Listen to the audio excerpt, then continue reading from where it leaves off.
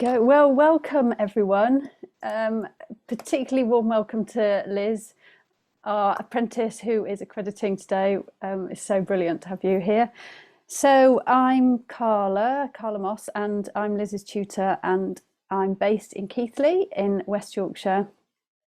And just a really, really warm welcome to you all, and particularly to the peer group as well, who will be meeting afterwards for giving Liz some more feedback. So I'll give you a bit of a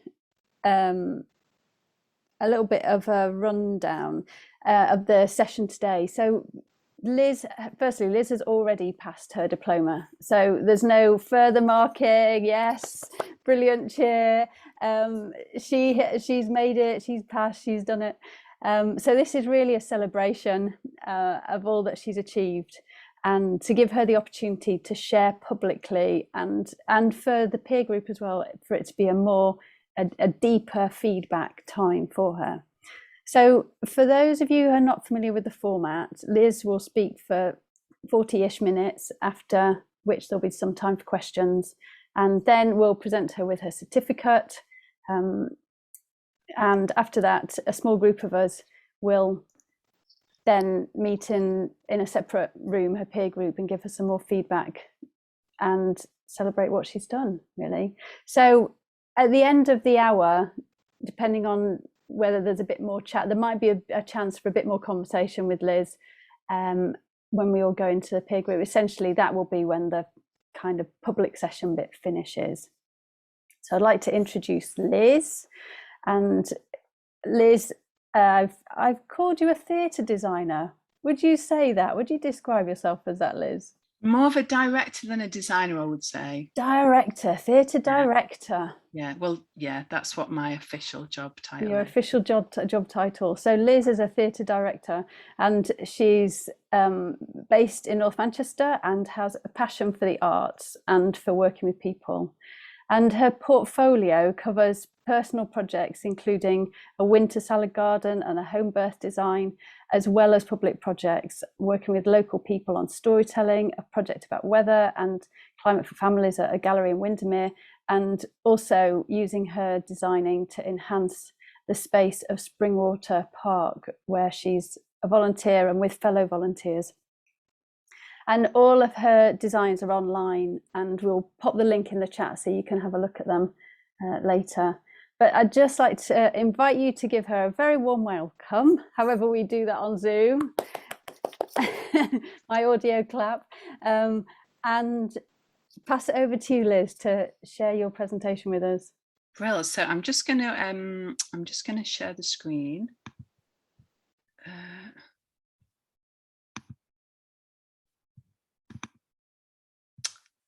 Brill. So can everyone see that?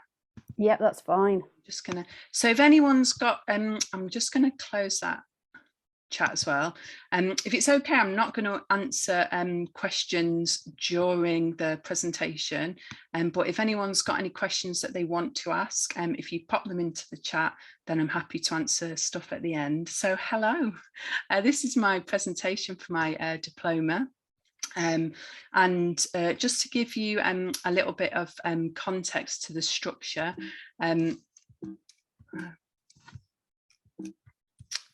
let's see, sorry, it's not. Oh, there we go. That nearly ended pretty soon. So this is the structure that I'm going to talk about. So I'm going to talk a little bit to start with about my kind of journey in permaculture, and then I'm going to talk about my learning pathway, which is kind of a thing of joy and also dread for everyone who's done the diploma. I think that's fair to say. I'm also going to talk then about kind of my learning objectives and how they manifested themselves within my diploma. And they became kind of quite important to me as I structured the diploma. And then finally, I'm going to just talk about next steps and kind of what my plans are to do after my diploma. So just to give you a little bit of context, it was quite good fun actually finding these. These are pictures of kind of all different work projects that I've done, and To give people a little bit of context, kind of Carla touched upon it, but my background is in theatre and I trained as a theatre director, but most of my professional life has been working as a kind of applied arts practitioner in community settings. I soon realised when I worked as a theatre director that I got on with kind of normal people better than I got on with actors. And so I've worked over the years developing a lot of work in kind of socially engaged context, and my work's kind of really driven by stories and being really interested in stories that we create and how we use stories to build understanding of the world around us and build kind of understanding of the relationships that we have with each other. And I was doing a lot of that work, and I kind of really enjoy it and really love doing that work. But I was really kind of getting increasingly concerned about the kind of ecological crisis and the climate crisis, and I was feeling a kind of disconnection between the creative work that I was doing and the work that I wanted to be making kind of work. And although all artwork, in my view, addresses kind of the world that we live in, I wanted to think about how I could kind of address those challenges more explicitly. And that was kind of when I found a kind of connection to permaculture, because it's been something that I'd been interested in, but it suddenly felt like a space where I could begin to think about how to bring those things together in terms of art, in terms of creativity, and in terms of sustainable cultures, or more how I'd see it now around kind of regenerative cultures. So back in 2011, I undertook a permaculture design course with Angus Suter, and there were a couple of people in this group who've done courses with Angus as well in different capacities, and that was up in Lancaster, and it was something that I had wanted to do for a while, but suddenly I came across Angus's course that was accessible both in terms of logistics, because it was a course that was happening over so many weekends within a year, and also something that was accessible financially as well. So like a lot of people do, I finished my, oh, sorry, it's been quite slow to change slides.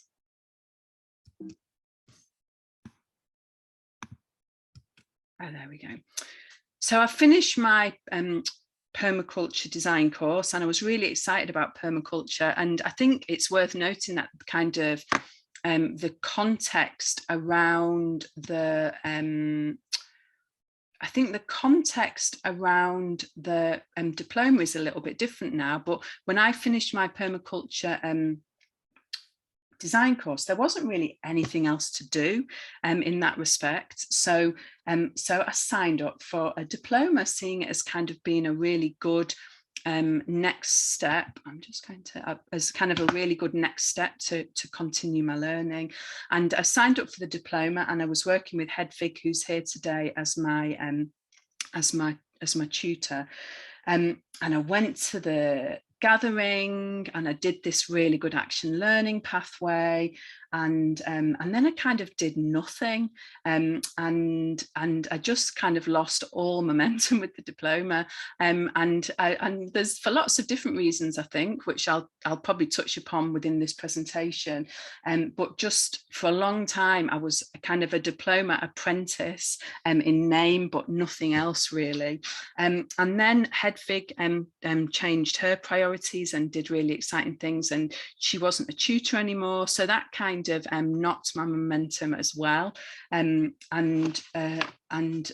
any kind of focus on momentum that I had kind of dropped to the side with it really, I suppose.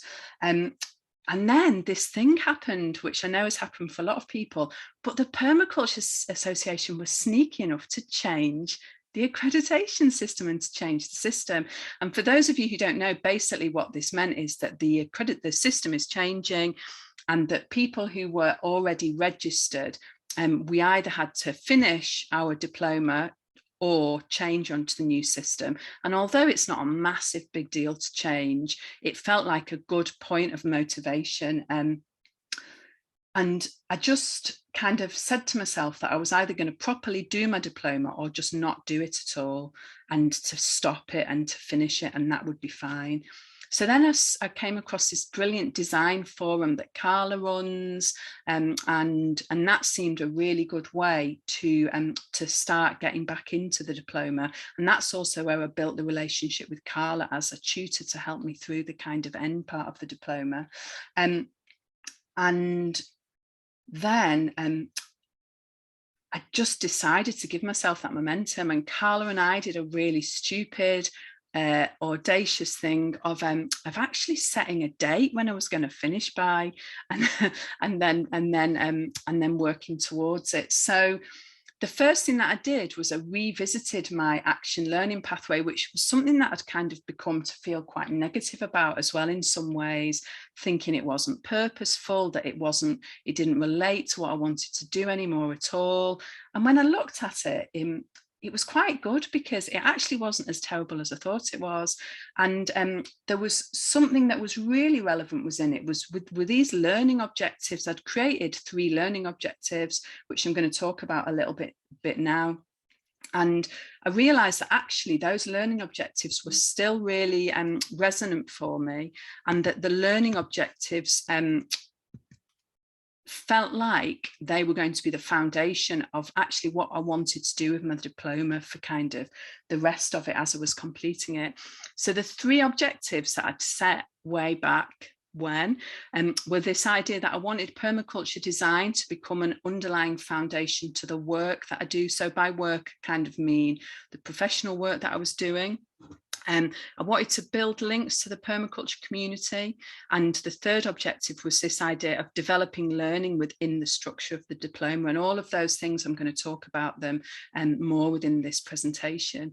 And then just to make it fun, I thought about this other objective that I thought was really important, was about how I could communicate the designs that I create in a way that's accessible for people who are maybe outside the permaculture community, or people who aren't doing a diploma, or people who are new to permaculture. And that was coming from an awareness that where I was when I came back to the diploma with Carla, like the world has changed, and so many people are interested in permaculture now, and so many people are excited about it. And I was really interested in how I could share my work in such a way that it was accessible for other people, and to hopefully kind of engage other people and excite other people about permaculture. So what I'm going to do now is I'm going to go, rather than talking specifically in detail about a couple of projects, which I know that people often do within their accreditation, what I'd prefer to do is talk about each of those objectives and how they've manifested themselves within my diploma as I've been learning. So the first one was this idea of permaculture design as the underlying foundation to the work that I do. And this was like a real motivator, to be honest, because as I said, this feeling of like doing this work that I felt really connected to and that I really loved doing, but also I wanted to think about moving that work and changing the focus of my work slightly. So I was working in the cultural sector. I still do work in the cultural sector, which kind of just means you work in the world. And I was developing theatre work and performance work, particularly in socially engaged contexts. And I just wanted to move the focus of my work so that the things that I'm doing become kind of more engaged and more reflective of this kind of incredible, for many different ways, time that we're living in and time that we're living through. So I began to use my diploma as the starting point to do that, and as a starting point to move my practice and to move the creative work that I did.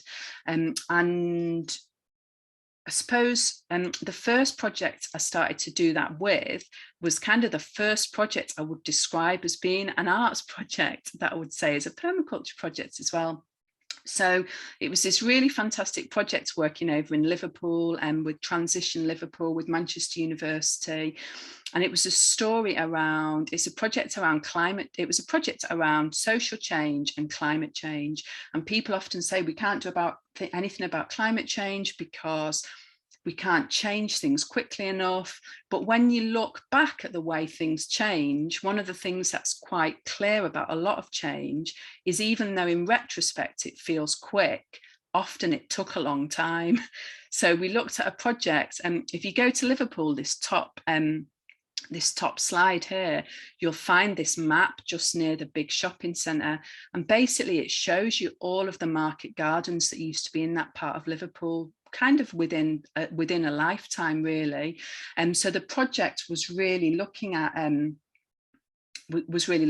And the other thing, I just love this picture, and one of the reasons that people in Liverpool, there was kind of a degree of good health for really deprived families, because they had community dairies, and people used to come over from Yorkshire with cows, and the cows used to live in Liverpool for people to be able to have fresh milk. So this project was all about, in terms of my design, it was the first project where I started to do this and started thinking about this. And I just used a really simple design process to create an artistic output. So it was using a simple permaculture design process. And it was allowing me to start to explore the idea as well that a permaculture arts project doesn't have to be about permaculture. So you can really use a design process to design a project that's about anything, really. And starting to think about the scope that the design work that we do has as a tool to be used in a kind of wider context beyond the things that people might imagine of it. And the next project that I did, oh, there we go, was Nature's Winter. Amy's here, who works at Windermere Jetty, and this was then a project kind of moving this thinking further. So it was a project working with communities around Lake Windermere, and we created a family-friendly installation at Windermere Jetty, exploring ideas of nature and weather in relation to Lake Windermere and to local stories. So this is a picture of part of the installation that we created. And so Windermere Jetty, Amy might agree or not agree with me on this, but Windermere Jetty is this beautiful building on the banks of Lake Windermere. It's got all these beautiful boats in, they're really tactile, you're not allowed to touch any of them. And the building is fantastic and really connected to nature, but there wasn't much in it that was actually asking people to connect to nature. So that was one of the things about this exhibition that we created. And for me, in terms of my learning, it really kind of started again, I would say, deepening my understanding of how I can use permaculture tools in my day-to-day creative practice. So how I can use them to kind of add value to the work that I do, or add richness to the work that I do. And also this project as well really began to help me think about how the ethics as well can sit at the work of any creative output, and just about the power of the permaculture ethics.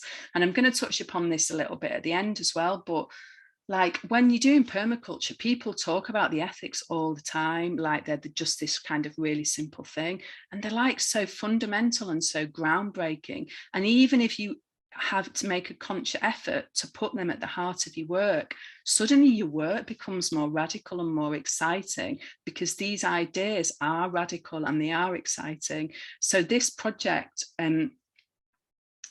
allowed me to start thinking a little bit about that more, and also how those things can sit at the heart of work that might not feel like it's permaculture work necessarily when people think about what they might imagine permaculture to be.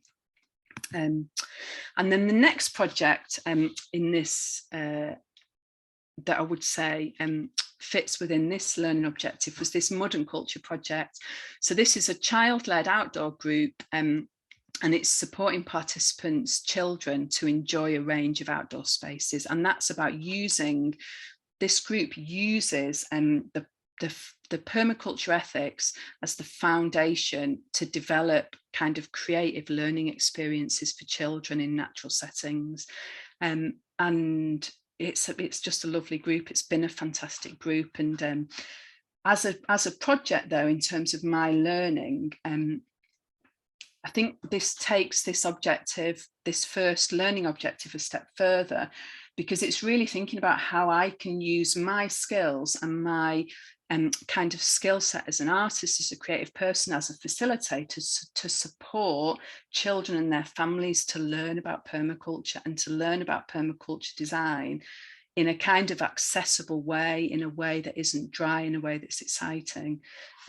Phoebe's in the group, so her kids will probably vouch more whether it's exciting or not. But I love the way that we do sessions and then the children talk later about things that they've done before, or the way they're observing things differently, or they're observing things kind of differently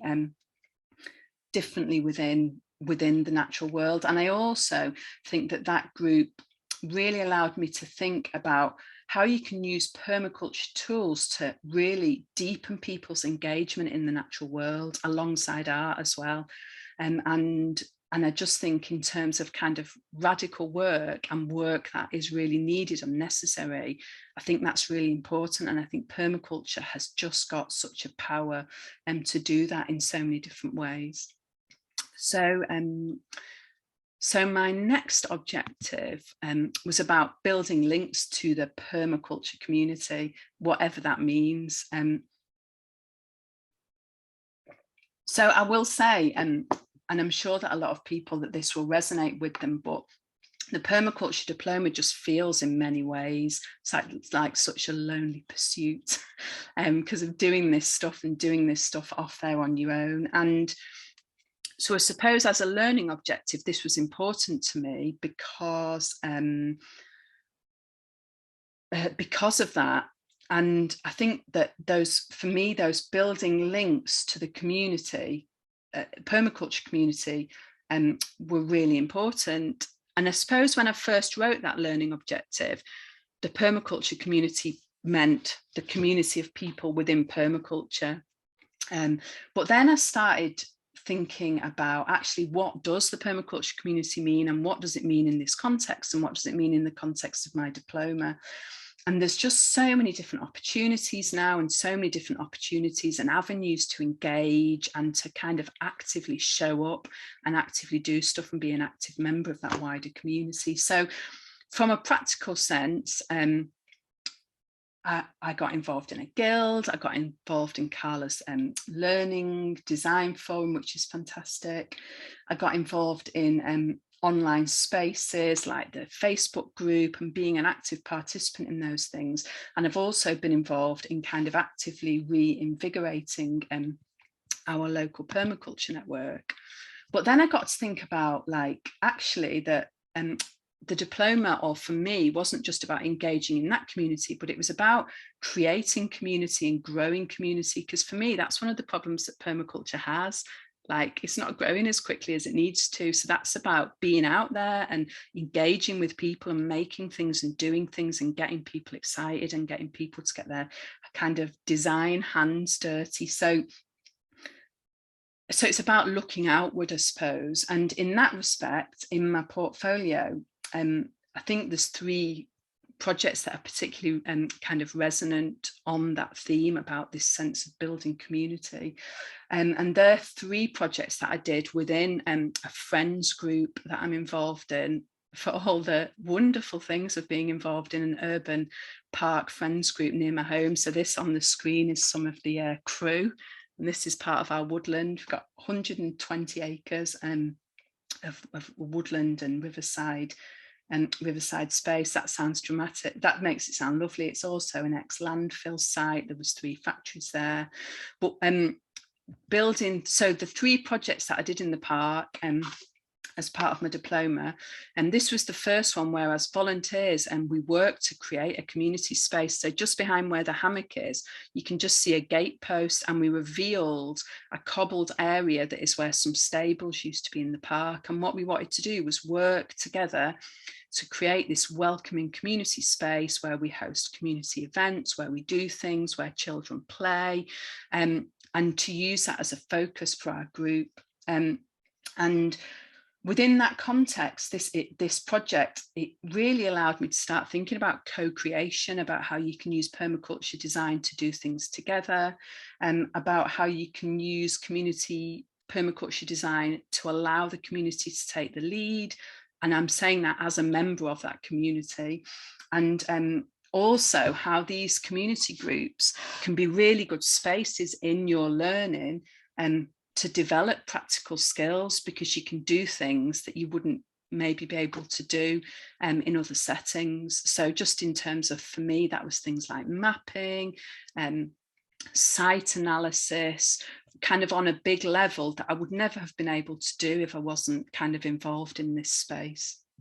Then the second project that I did with the park group, which was this real sense of community, was that we created a themed action plan for the group, and this was kind of coming up with project ideas after a period of real upheaval, because the Environment Agency have been doing work in the park, and we wanted to create a community action plan. So we used Permaculture Design to design a process to create that action plan. And I got really excited about this design because it was kind of the first time that I'd used the tools in that kind of really active participatory setting. And you just got a real sense of how dynamic these tools are and how exciting they are when they're in action and how they can empower people. And when you hear these words like sadiment and blah, blah, blah, and you get kind of a bit like about them sometimes, but actually that really kind of made me think about how these tools can and should be and do have the potential to be kind of tools for empowerment, I suppose, and for engagement. And then the third project that I did in the park within my diploma was we created a guide which was sharing our experiences of managing invasive plant management in a public space. And we've got huge areas of giant hogweed, of balsam, of Japanese knotweed. So the idea was to create a guide that was aimed at other volunteer groups, supporting them to look at how they might kind of manage invasives as well. And I think that project for me within this area of my learning was about how we as a group could share our learning by using a kind of simple process, and about celebrating community and the power of community experience and how powerful that sense of building community is in terms of just in terms of learning and in terms of getting people kind of excited about things, I suppose. So the next objective, what was it? It was about developing learning within the structure of the diploma. So it got me then, so I'd written this thing about learning, about developing learning within the structure of the diploma. And then that kind of got me thinking about, well, what does learning mean in this context? You know, you talk about learning, but the diploma is good because it doesn't tell you what you have to learn, which is good, but kind of challenging as well, I suppose, in some respects.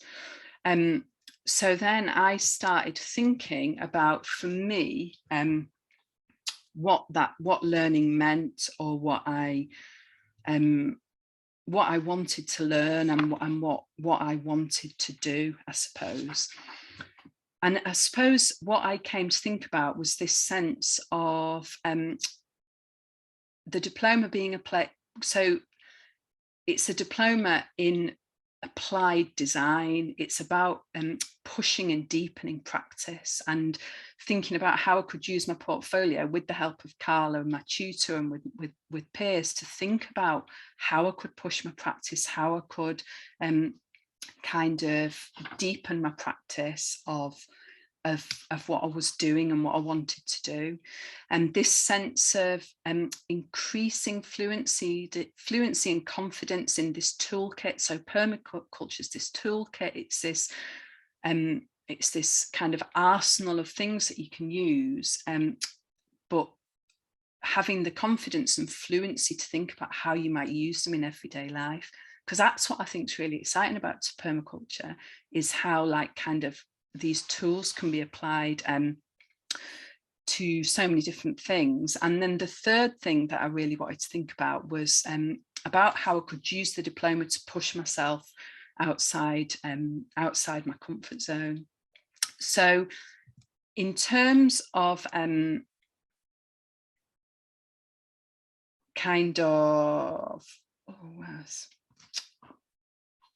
so practically, what has that meant within the diploma? How have these things that I said I wanted to do, how have they manifested themselves? How have they kind of manifested themselves within the context? Sorry, I just lost track a little bit there. So I think for me, a big thing about doing that was about learning to use new tools and new tools. So about building this arsenal, but also about thinking about how I could use familiar tools in new contexts. So one of the things that I've kind of become really interested in is taking a tool that's seen as a landscape tool, for example, and using it to design a learning group, or taking something that might be seen as a social permaculture tool and using it to design a garden, and just kind of mixing stuff around and having the fluency, kind of the confidence with them tools to say, oh, actually, I think I'll have a go with that. Might not be how they originally intended it to be used, but actually it's really interesting to see how when you hold that kind of lens in front of things, how it just makes you think about things differently. It just kind of adds a different colour to things. So for example, this idea, this little diagram here was how we use the patterns in nature within our children's permaculture group to think about how the different patterns could be manifested in how the children might engage in that group, or how the children might learn in that group. And this sense as well, I suppose, within the learning that what tool can you use where, and the sense that there really is a tool for every purpose. And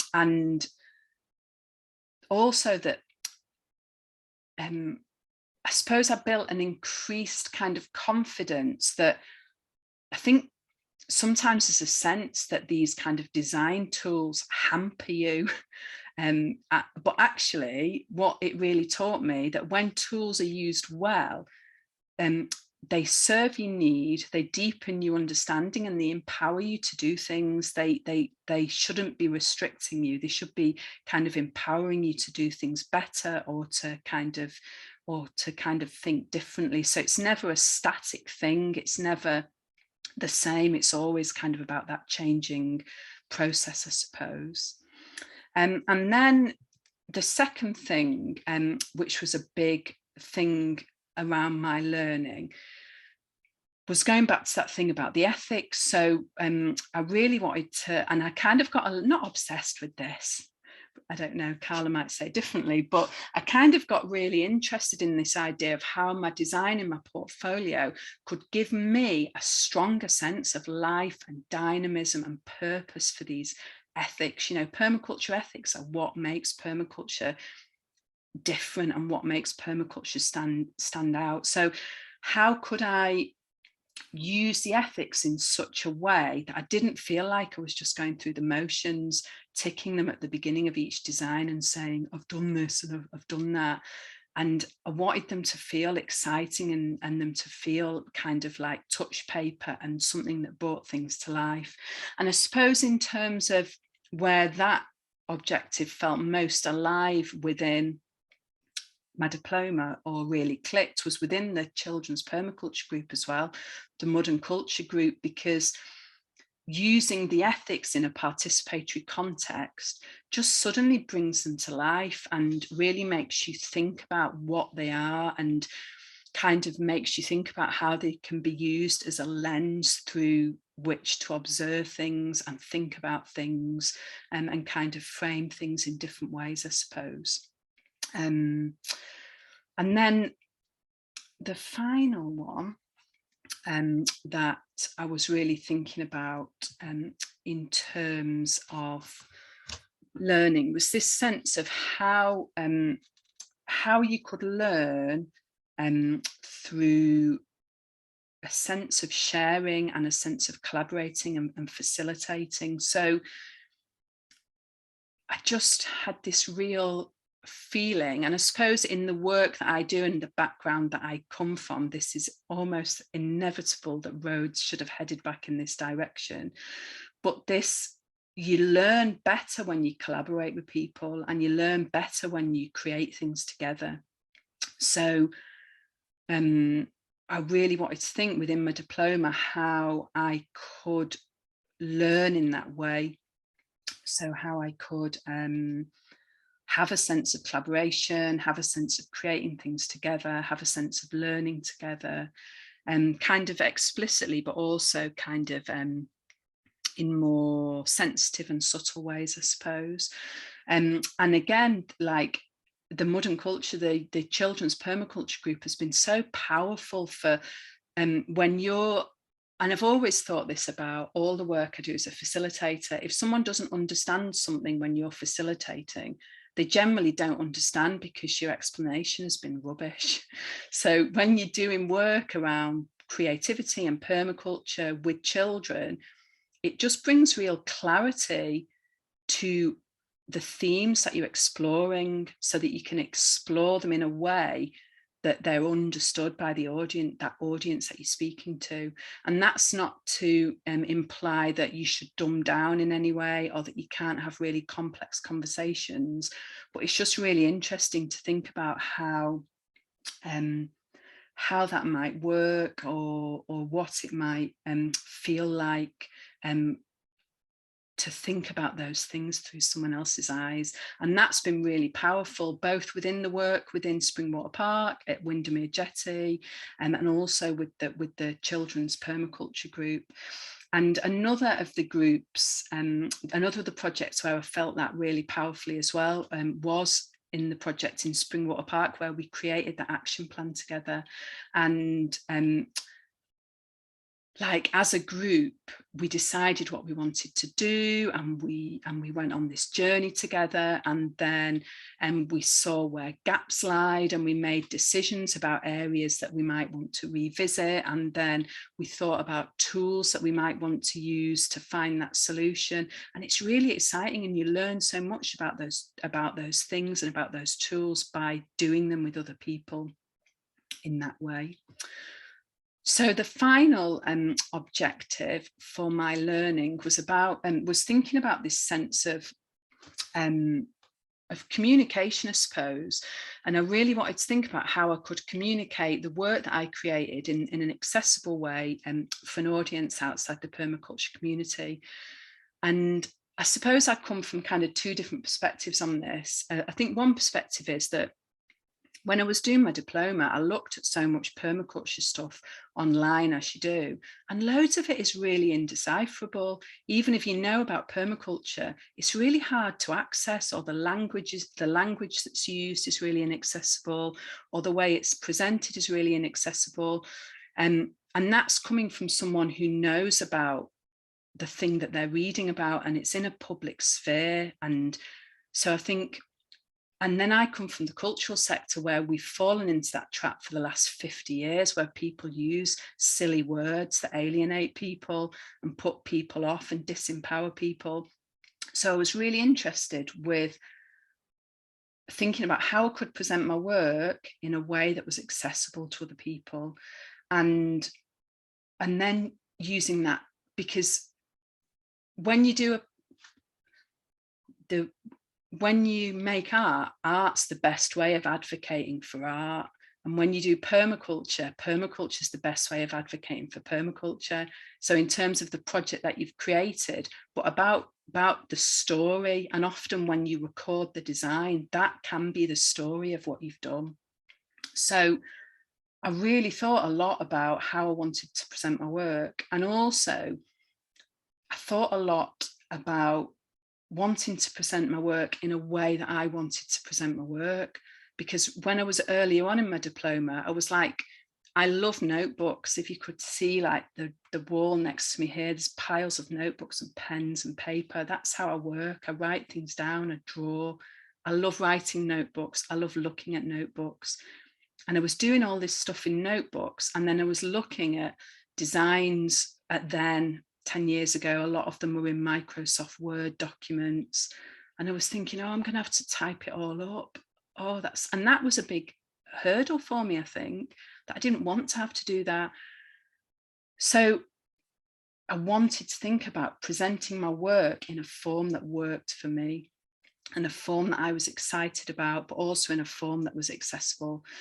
So that's when I just thought about how I could present my workbooks so that people are looking at like the raw material, the material that I've created in order to create those designs. And what I wanted people to do, I suppose, was I wanted people to look at my work and say, oh, I can see what she's done there. Oh yeah, so she's done this, and she's gone and she's looked at that, and then she's planned this, and then she's done that. And then people can try it themselves, and then people get excited because it's accessible. And I love it when people look at things on my portfolio, like my winter garden design. I think there's so many gardens where people have gone, oh, I really like that design, I'm going to try that in my garden this year. So that was a kind of that was a big thing for me within the diploma, about creating that form. And that was the form that I kind of found to do it, about the presentation of notebook material alongside a clear narrative about this is what we did first, and then we did this, and then we did that. And I think for me, in terms of this work that's quite that I want to be inclusive and I want to be participatory, that's a really great way that other people can learn about permaculture, by looking at things that you've done. And you, like the royal you, can you have a royal you? But people generally can look at other people's work and actually try it themselves. So that's it. So I got to the end of my diploma, and my final design in my portfolio was this thing about this permaculture life, which sounds kind of really pompous. But the more that I think about it, kind of permaculture is two different things. It's a toolkit, but it's an ethical foundation for how you live, and kind of choices that you make in life. And actually, going back to the ethics, the ethics are so simple, but if everyone just made decisions through those three simple ethics, like, the world would be so much of a better place. If you get in the car and say, where's earth care in this? Where's people care? Where's fair share? It's just such a powerful way to think about things. So in that final design in my portfolio, what I really, because I think, the diploma, life is a learning process, and the diploma is just one kind of further part of that learning. And now it's about kind of how you continue to learn when the diploma is finished. So this final design in the portfolio encapsulates that. And it was really interesting to kind of think about different things that I wanted to do, and then see how they kind of fell into groups. So this sense of this life where permaculture is kind of encapsulated in everyday life, where about learning and growing, where you continue to learn and to develop, and about sharing and connecting. So that kind of strong sense of collaboration, strong sense of partnership. And the question mark's really, really good as well, because I think that sense of wild and the edge is so important in permaculture. And wild and the edge is really hard sometimes to integrate into design, because you can't design wild, and you just can't, but you can embrace it and you can leave space for it. So in that sense, that's where I think I want to go. And that's it. That's the end of my talk. I think I've done all right, 39 minutes. Thank you for listening. And this is my contact details. So if anyone isn't able to stay and has got any questions, then please do kind of keep in contact and keep the conversation going. And I'm going to stop sharing now. Thank you very much, Liz. Yeah, thanks. That was fantastic. I'm wondering if you could pop that. Well, is your website, does it have, is there a link to your portfolio on that bit of the website? On my website, On the Small Things website? it's actually on my, it's on my personal website. I'll put it on now. Because I was just thinking, if you pop in the chat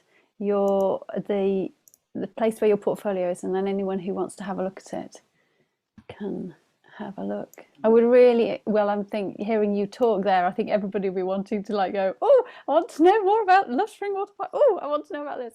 So, and as Liz said, she wanted to try and make it accessible. It's really accessible. It's fabulous. Have a look at it. I know you'll all really enjoy it. So thank you very much, Liz. We're going to move on to a bit of time for questions now. And I'm going to ask, first of all, your peer group, if they've got any questions or any clarifying questions or comments that they want to make, first of all, and then we'll open it up to the wider group. So does anyone in the peer group want to? Yeah, Ursula, go for it. If you put your hand up, by the way, in the raise hand bit, if that's all right, and then.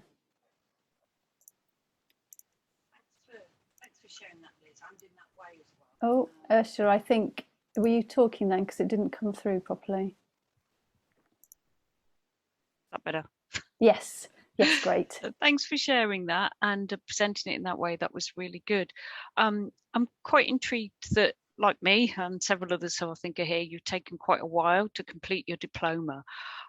So I was just wondering how you think that that longer time period has impacted on what you've achieved in that, and if that's impacted on your projects, either positive, negative, or interesting.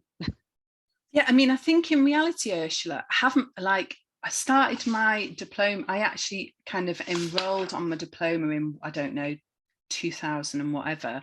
I haven't been doing my diploma for that length of time. I've been doing my diploma for 18 months or a year, really actively.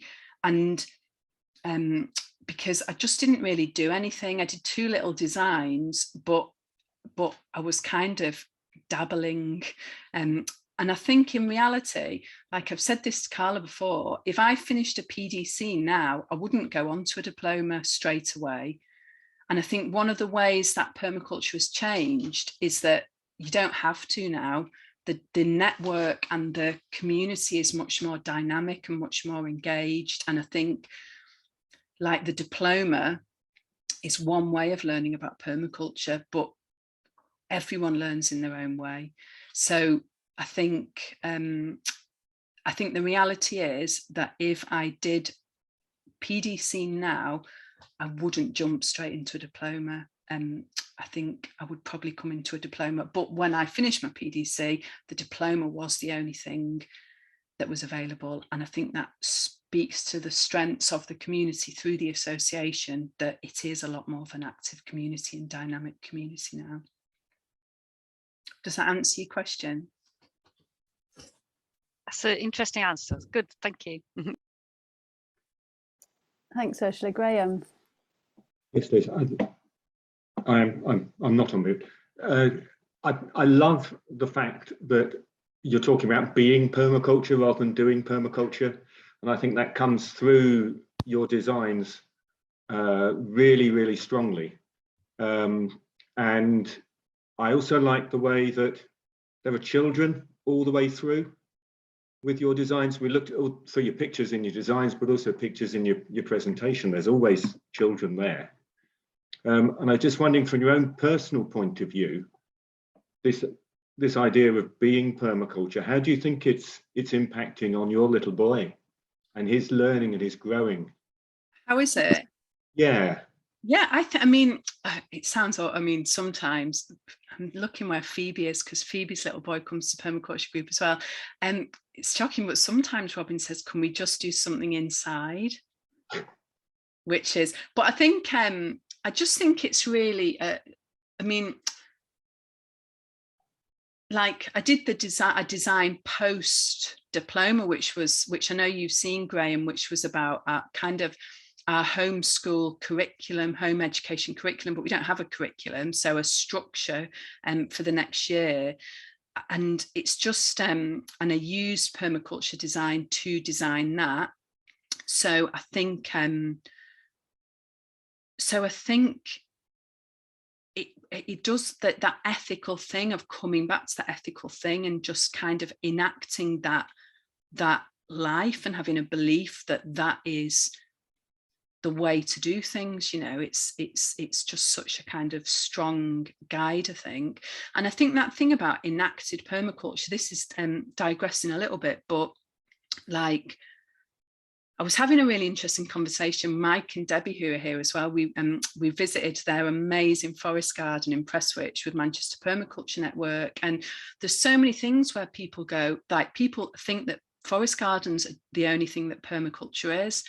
But also you can have forest gardens that aren't designed by permaculture because they've got, you know, people building them who are paid £2 an hour, and they've not got that ethical basis. So I think it's really interesting that as permaculture grows as a discipline, and actually there was a talk at the Permaculture Convergence where people were talking about this, about, you know, the ethics are what stands at the heart of it and what stands at the core of it. And as the field starts to grow, you know, if you see someone on Instagram who says, I'm a permaculture fossil fuel consultant, well, is it really?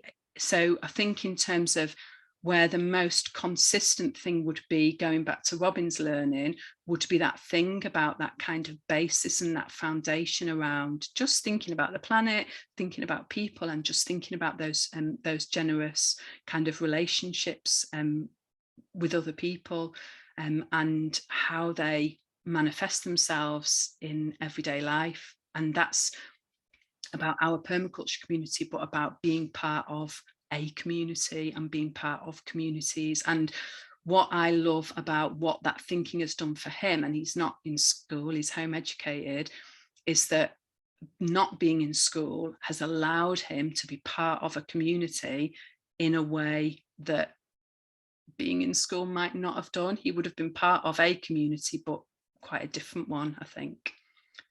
I would agree entirely. As someone who works in that other community. Thanks, Graham. Thank you. Thank you. Would Terry or Hedvig or Sarah like to ask a question at all? I'm still mulling things over. So yeah, there's a lot to think about in your presentation. It seemed really, really simple, but actually it was yeah, there was a lot to take in. Thanks, Sarah. Hedvig, would you like to ask anything? I think so. I think your presentation was really good. It was really clear in terms of your process, but taking it from the objectives and therefore linking it back to the projects. Yeah, I think it was really clear. I'd like to have a chat about it, but not necessarily ask a question that would be helpful to others, I think. It's quite interesting now, Hedvig, because obviously, you know, we started off doing the diploma together. And I think like there's sometimes this perception about the diploma that which has really come to me towards the end of the diploma. The diploma is not about just recording what you do already. It's about pushing yourself to do new things. And often I think people think about the diploma and they go, well, I'm doing so many projects that I'm doing all the time, but I'm just not having a chance to write them up. But the reality is that what my diploma has done has moved me on to new things. And I think that's what it should do.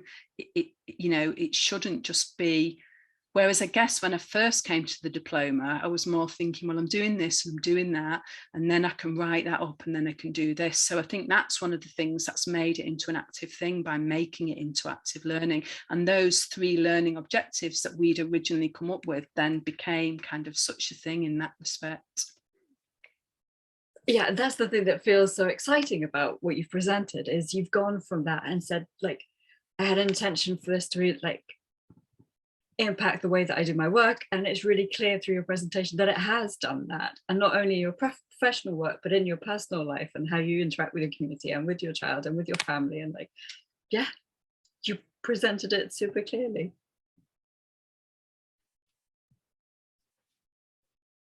Thank you, Hedvig. It's actually Mike I was going to invite to, if you've got any comments, Mike, or a question. They're here. Not really questions. We were just we loved the excellent execution of the knowledge and the demonstration of all the different mind maps, the informative use of chemical principles, the tools. It was fluid and it was coherent. You kind of answered my question in a way, because I was thinking about the diploma as to whether it is just an accumulation of what you're doing already, and it obviously isn't. So yeah, you just answered my question. I think it could be, but I think you're missing a trick, and I think people are missing a trick in a way. If it is, if you're not going to use it to learn or to apply, then, you know, other than it being nice to have a certificate, then if you do, and I think the thing to say as well is, though, like, I don't think permaculture is hierarchical, so I don't think any level of permaculture learning is better or worse, if that makes sense. You know, there's people doing amazing permaculture design who've never done a permaculture design course. Amazing. There's people doing, you know, so for me, in terms of access to permaculture, like, I think what's really interesting is like permaculture introduction courses, you know, and about people getting in there and just getting so I think the diploma is brilliant, and is so exciting. But I think, like, the exciting thing is about this world of people using those tools in so many different ways, with lots of different levels of knowledge and lots of different levels of experience. Thanks, Liz. And I've got Charlotte had also put her hand up. Charlotte Kell. Do you want to go, Charlotte, with your question? Yeah, thank you. Thank you very much for that, Liz. I was just wondering if I was really interested when you were talking about the ethics and how you really found some really profound moments there when you're working with the Mud and Culture group. And I was just wondering if there are any sort of key moments there that really stood out as sort of like examples of moments where the ethics really, like, yeah, transformed, you know, changed for you. I suppose one of the things that was really interesting about that was that so I was really interested in that group, that you can use the landscape to learn about things, not just nature, and most of the kind of most of the green spaces that we have access to around here have got like an industrial heritage. So, you know, it might be a park, but it was probably a mill. There's going to be a canal in there somewhere. So it was just when I first started doing that group, I would just use the ethics, and I would think about how the ethics manifested themselves within that landscape. So, for example, we went to a place called Tandle Hill, and Tandle Hill is a woodland. So you've got all the kind of earth care stuff in there. But then the reason the woodland is there is because, has everyone heard of Peterloo from Manchester? Of course you have. So Peterloo was like this massacre of workers where the workers came to protest and the police just, you know, massacred innocent workers. And Tandle Hill was where the rabble rousers from this event used to gather. So the reason the woodland is there is because after Peterloo, they said, we're not having this happen again. We've got to stop people gathering. Let's plant some trees. So then you've got your people care, because you talk, you know, it's suddenly it's people's story within that landscape, and also then fair share, because those people are talking about equal rights and equal pay and all of these different things. And I think like it's really interesting using the ethics to place human stories within landscapes, because like it's quite easy now, the way the world is, to see humans as being this scourge and being this terrible thing, but like we are part of nature and we are part of the picture. And so the ethics can really help to do that, because it really helps to show you that like Peterloo is part of the woodland, and the woodland is part of people care because it makes people healthy and happy, which is part of fair share because it's a city. So I think they were seeing the landscape in that way, was just really powerful and really exciting, I think. Thank you, Liz. Sorry.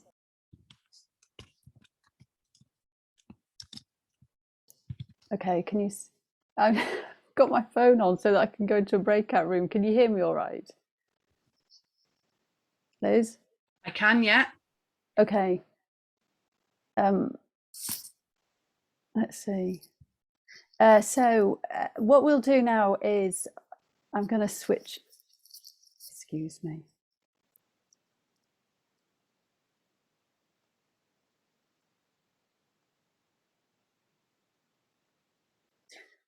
Okay, sorry about that. Trying to work the system. So I noticed a couple of more questions. I'm actually going to ask Hedvig if you want to have another question, because then I'll present you, kind of cheating present, Liz, your certificate, and then we'll go into a breakout room. And then Alan, if you want to ask Liz your question, and there's another couple of questions. Phoebe's got a question, and I think that there might be some other questions. Celia had her hand up, but maybe her question was maybe answered. So Hedvig, do you want to just ask your question first? Yeah, I'd love to. So through your presentation and also in your write-ups, it sounds like you've got like really excited and you can see the real value in applying the ethics as fundamental to your design work. What about the principles? How do you feel about them? How do they impact your work? What's your relationship to the principles at this stage of your design, your designing like pathway? I suppose, like, I think obviously the principles are important and the principles matter, but I think like what I found interesting within the diploma was about using different principles for different projects and thinking about the kind of different detail or different light they might bring to different projects in terms of thinking, I suppose. So because obviously like everyone always talks about the Holmgren principles, but they're only one set of principles. And that was one of the things that Carla, I think, kind of pushed me towards as well, was thinking about kind of touching upon different principles and how you can use principles in different ways. But I find them sometimes, I guess I find principles, I can find them really useful to kind of focus a project, so to see where the focus lies or to see where the detail of a project lies. And I find them really useful in kind of reflection and evaluation as well. So thinking about kind of where the where the kind of successes have been or where there might have been gaps in projects. I think though, like realistically, I think the ethics are more like as a, you know, what do you do on the back of on a beer mat for permaculture? I think the ethics are just kind of this almost stronger guiding thing. And then I find the principles almost more flexible in a way. So more about kind of shaping or about guiding or about directing. Does that answer your question? Thanks, Hedvig. Okay, well, we're a little bit over time. That was fantastic, Liz. Thank you so much. You obviously have a piece of paper there. Yeah, I got a certificate. Which you could show everyone. This is the official presentation to you of that. Look. Wow. Well done. I have to say, in my house, when you've got a 6-year-old, he was more excited about the Brussels sprout sellotape. Kath will be really pleased to hear. So yeah, thank you. So thank you very much. So the next part of it, this is sort of the official end of this, and actually I'm going to end the recording now. So thank you, Liz, officially, thank you very much, and congratulations.